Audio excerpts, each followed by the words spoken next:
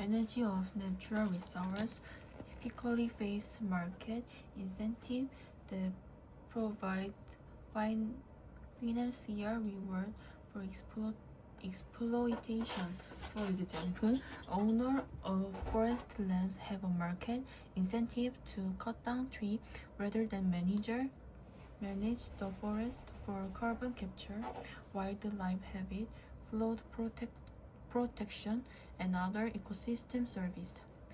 These services provide the owner with no financial benefit and thus are unlikely to influence management decisions.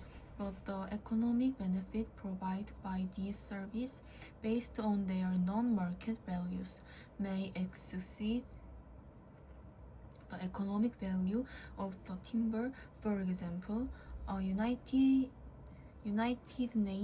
Nations initiative has including climate regulation, water purification, and erosion prevention are over 3 times greater per hectare than the market benefit. Thus, cutting down the tree is economically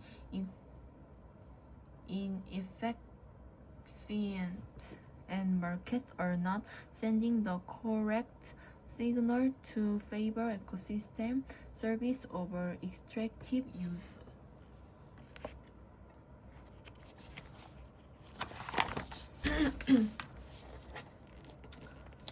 There's a disturbing change underway in today's school system. Funding is frequently tied to score achieved on standardized tests, which primarily evaluate rote memory. Teaching to tests like these inevitable focus resource and curriculum on the low-scoring student. The pressure to bring up test score for these struggle students limit time for the kind of individualized learning that challenge all students to reach their highest potential, and teachers have less opportunity to encourage creative thinking and incorporate hands-on activities. When education is not enriched by exploration, discovery, problem solving, and creative thinking, students are not truly engaged in their own learning because teachers are required to emphasize on improving workbooks and drills. More and more students are developing negative feeling about mathematics, science, history, grammar, and writing. Opportunities to authentically learn and retain knowledge are being replaced by instruction that teaches to the tests.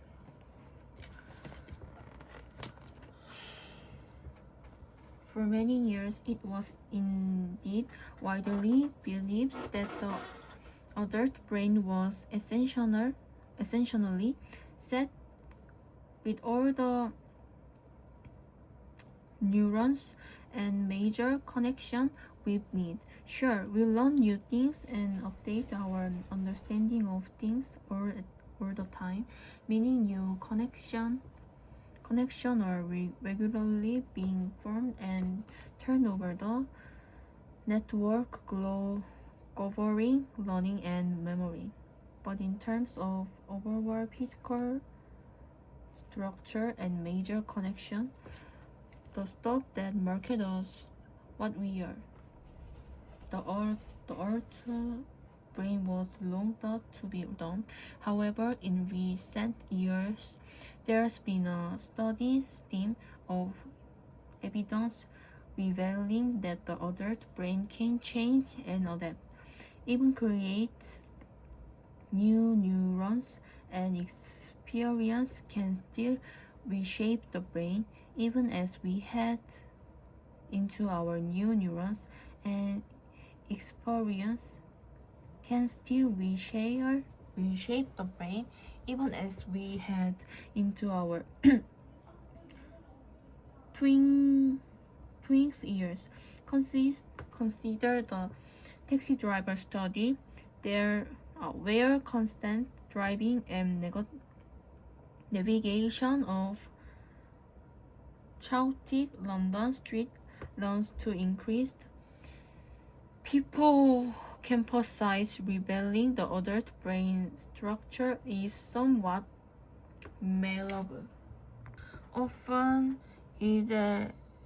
ideological principles crystallize in laws and institutions that threaten to block deal. Nationalism requires that all resources belong to the state and that no one else may own them. Islamic fundamentalism prohibits interest payment on loan. Egyptian socialism demands that workers participate both in the management and the profit of enterprise. Each of these principles can be an obstacle to deal-making in particular case, yet with some creativity, it is possible to structure a deal in such a way that the ideological principle is respected, but business goes far away. For example, worker participation in management need not mean a seat on the company's board of directors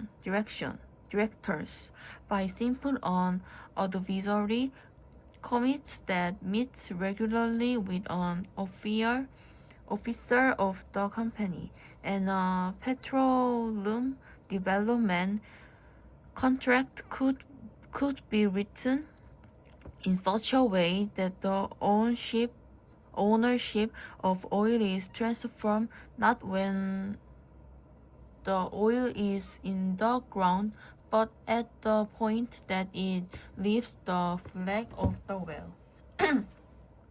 The unquestioned assumption that any and all scientific knowledge and associated technology contribute to sustainability derives from faith in the importance of object knowledge for solving global problems. Scientists obtain power and become the princes of our area to the extent that they provide a special form of knowledge that can be used to do our area to the extent that they provide a special form of knowledge that can be used to do such wonderful things. And we often consider that the final test of scientific knowledge, we can do things with this result, such as applying it to reverse the decline of we can do things with its result, such as applying it to reverse the decline of endangered species. Regardless, we know now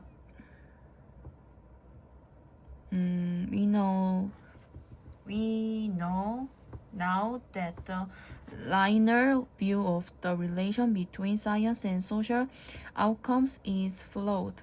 Science may allow us to do things, but we can assist it contributes to sustainability only by incorporating broader contextual and social aspects. It contributes to sustainability only by incorporating broader contextual and social ecological questions. We typically think of sustainability as doing something out there in the world, when in fact we may need to first resist the man we are setting the problem.